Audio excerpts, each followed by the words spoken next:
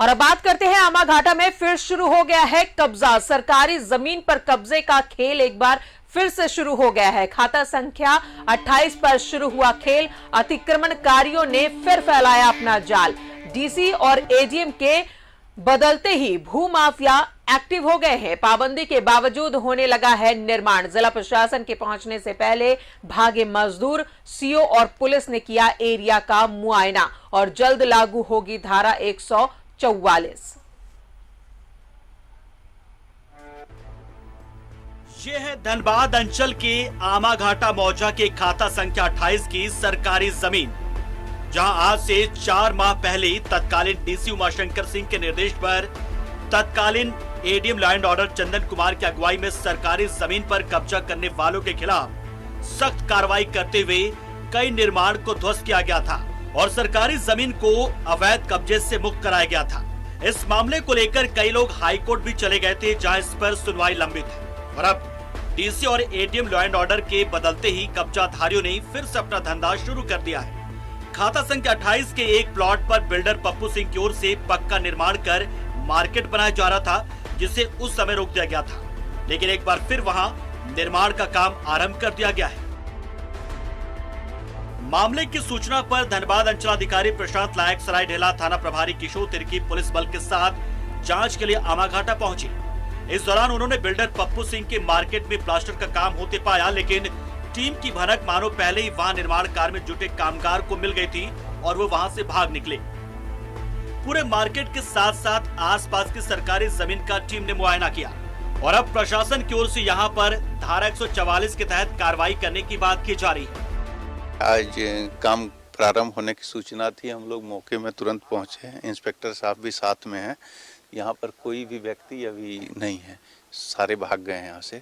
और ये मामला जो है पूर्व में सरकारी जमीन का अतिक्रमण वाद को लेके है, जिसमें पूर्व में कार्रवाई की गई थी और हम लोगों ने इस पर काम को जो है इसको बारीकी से पूरा यहाँ को तोड़ा था, ध्वस्त कर दिया था। सरकारी जमीन पर अवैध कब्जे के मामले में उपायुक्त संदीप सिंह ने भी नाराजगी जताई है। उन्होंने कहा कि गैर मजरूआ और सरकारी जमीन पर किसी की ओर से अतिक्रमण किए जाने को बर्दाश्त नहीं किया जाएगा और उनके खिलाफ सख्त कार्रवाई की जाएगी। इंक्रोचमेंट रिमूवल की exercise I am sure standing order पहले से भी जिला प्रशासन के स्तर से निकले हैं, राज्य सरकार के स्पष्ट दिशा निर्देश इस क्रम में है।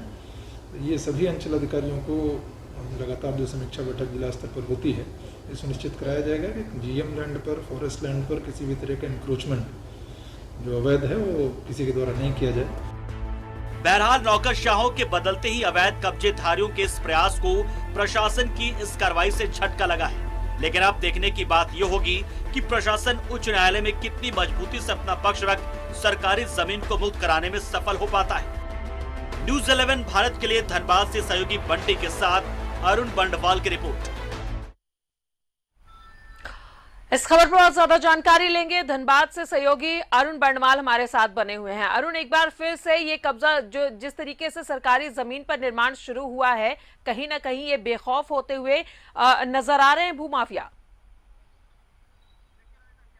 देखिए राजा, कह सकते हैं हम कि जब जैसे ही कहीं भी किसी भी जिले के कमांडर और कप्तान की अगर बदली होती है और नए जो कमांडर संभालते हैं यहाँ पे चार्ज जब लेते हैं, तो उस बीच का जो ड्यूरेशन है, इस दरमियान कई ऐसे अवैध कारोबारी या सरकारी ज़मीन के जो कब्जेधारी हैं वो अपना कुत्सित योजना बनाने में लग जाते हैं और किसी भी तरह वैसी स्थिति उत्पन्न कर देते हैं ताकि जो सरकारी ज़मीन को जिस तरह के कहा जा रहा था कि ये सरकारी ज़मीन है और इससे उन्हें अपना कब्जा छोड़ना पड़ेगा, हालांकि इसके लिए कोर्ट भी लोग गए हैं, लेकिन अब वो इस तरह के प्रयास कर रहे हैं कि वहाँ पे उनके दावा को बल मिले और दावा मजबूत हो।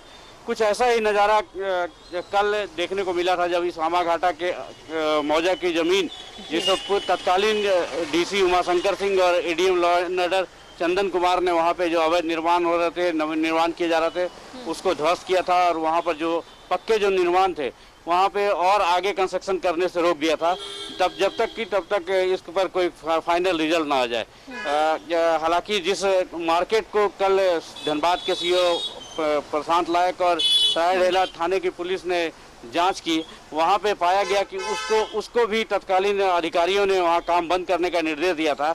और उसके बावजूद वहां पे जब ये मामला थोड़ा हल्का हुआ तो लोग प्लास्टर करके पूरे मार्केट को तैयार करने में लगे हुए थे। ये वो बताया जा रहा है, वो मार्केट बिल्डर है यहाँ के पप्पू सिंह, उनका है, वो मार्केट बना रहे हैं और उसको भी वो वहाँ की ज़मीन भी संदिग्ध है। इस संदर्भ में हालांकि पप्पू सिंह का अपना दावा है कि उस ज़मीन के पूरे दस्तावेज उनके पास है और जिला प्रशासन उस पूरे दस्तावेज को ही चैलेंज कर रही है कि इसे गलत तरीके से मोटेशन हो गया है, जमाबंदी करा दी गई है और रसीद भी काट दिया गया है।